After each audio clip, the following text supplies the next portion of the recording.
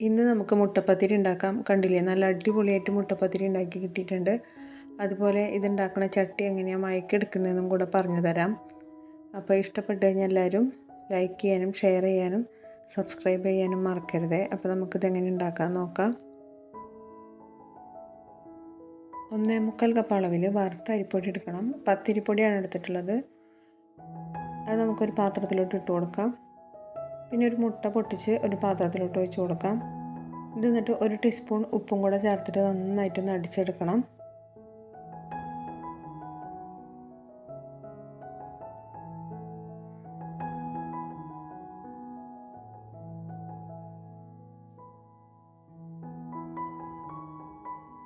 എടങ്ങാഴി പൊടിക്ക് ഒരു മുട്ട, ആ കണക്കാണ് കേട്ടോ. അമ്മ പറഞ്ഞതാണ് അങ്ങനെ, അതാണ് കണക്ക്. ഈ എടങ്ങാഴി ഒന്നും ഇല്ലാത്തതുകൊണ്ടാണ് ഞാൻ ഈ ഒരു 1.25 കപ്പ് അരിപ്പൊടി എടുത്തിട്ടുള്ളത്. നമുക്ക് 2 കപ്പ് വരെയൊക്കെ എടുക്കാം. അതിനൊരു മുട്ട മതി. ഇനി നമുക്കിത് അരിപ്പൊടിയിലോട്ട് ചേർത്തിട്ട് നന്നായിട്ട് തിരുമ്മി യോജിപ്പിച്ച് കൊടുക്കണം. അതായത് മുട്ടയുടെ ആ ഒരു കട്ട പോലെ ഒന്നും അരിപ്പൊടിയിൽ ഉണ്ടാവാൻ പാടില്ല. അതുപോലെ നമ്മൾ നന്നായിട്ട് കൈകൊണ്ട് തിരുമ്മി മിക്സ് ചെയ്ത് കൊടുക്കണം.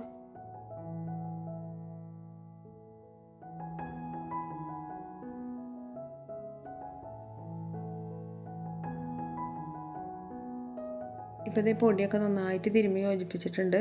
ഇനി നമുക്ക് ഇതിലോട്ട് ചൂടുവെള്ളമാണ് ഒഴിച്ചു കൊടുക്കേണ്ടത്. അതായത് നമ്മുടെ കൈ പൊള്ളാത്ത രീതിയിലുള്ള ചൂടുവെള്ളം ഒഴിച്ചു കൊടുക്കുക.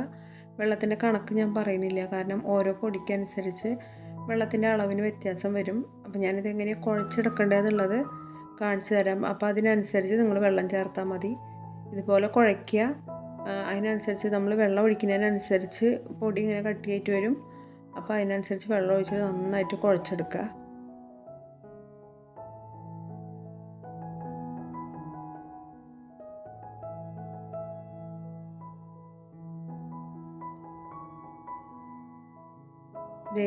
ഈ ഒരു പരുവത്തിൽ നമ്മൾ കുഴച്ചെടുക്കുക.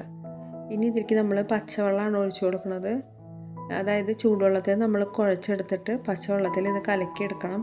അങ്ങനെയാണ് ഇതിൻ്റെ രീതി. ഇനി നമ്മൾ ഇതിലേക്ക് ആവശ്യത്തിനുള്ള പച്ചവെള്ളം ഒഴിച്ചിട്ട് കലക്കിയെടുക്കുക. കൈകൊണ്ട് തന്നെ കുഴച്ചെടുക്കണം. അതിൻ്റെ കട്ടകളൊന്നും ഇല്ലാണ്ട് കൈകൊണ്ട് തന്നെ തിരുമ്മി യോജിപ്പിച്ചെടുക്കണം.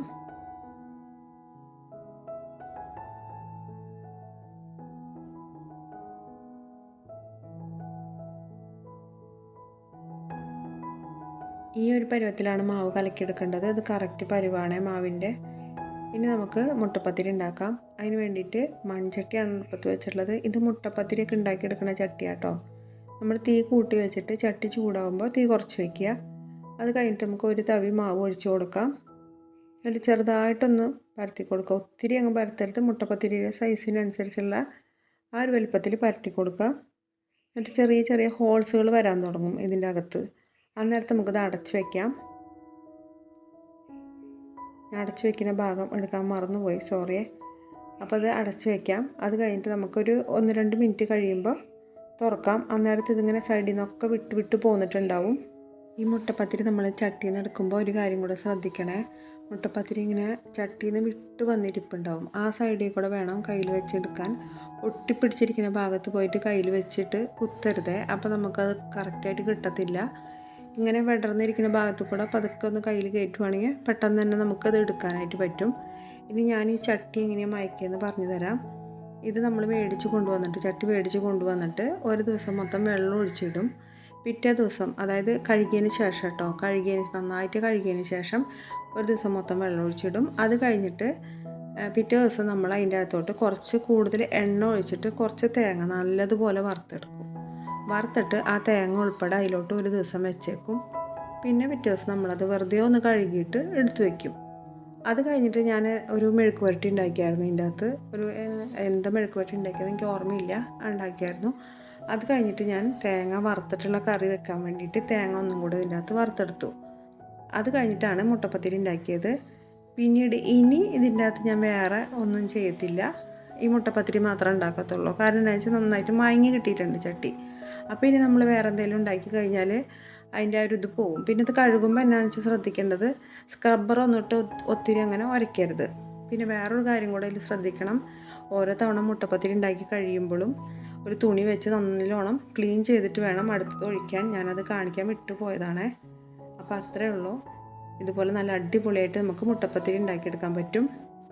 പിന്നെ ഞാനിതിൽ മൈദയോ അങ്ങനെയൊന്നും ചേർക്കണില്ല കേട്ടോ, അല്ലാണ്ട് തന്നെ നമുക്ക് നല്ല സൂപ്പറായിട്ട് കിട്ടിയിട്ടുണ്ട്.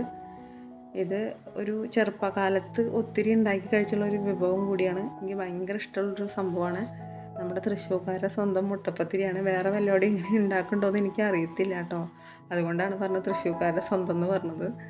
അപ്പോൾ വേറെ എവിടെയെങ്കിലും ഉണ്ടാക്കണുണ്ടെങ്കിൽ അതൊന്ന് കമൻറ്റ് ചെയ്യണേ. പിന്നെ ഇത് തേങ്ങാപ്പാൽ കൂട്ടി കഴിക്കാനാണ് ഏറ്റവും ടേസ്റ്റ്. അപ്പോൾ നമ്മൾ തേങ്ങാപ്പാലും കൂടി ഉണ്ടാക്കിയിട്ട് കാണിച്ചു തരാം. തേങ്ങാപ്പാൽ ഞാൻ ഉണ്ടാക്കണത് ഒരു അരമുറി തേങ്ങ ചെരുകിയിട്ട് മിക്സിയുടെ ജാറിലോട്ടിട്ടിട്ട് അതിനെന്തോരം ആവശ്യമാണെന്ന് വെച്ചാൽ വെള്ളം ഒഴിക്കുക. പിന്നെ പഞ്ചസാരയും ഉപ്പും കൂടി ഇട്ടിട്ട് നന്നായിട്ട് അരിച്ചെടുക്കും. അങ്ങനെയാണ് ഞാൻ ഈ തേങ്ങാപ്പാൽ ഉണ്ടാക്കുക. അത് കഴിഞ്ഞിട്ട് ഈ മുട്ടപ്പത്തിരി നമ്മൾ അതിലോട്ട് കുറച്ച് നേരം ഒന്ന് ഇട്ട് വയ്ക്കും. അപ്പോൾ കഴിക്കാൻ ഭയങ്കര ടേസ്റ്റാണ്.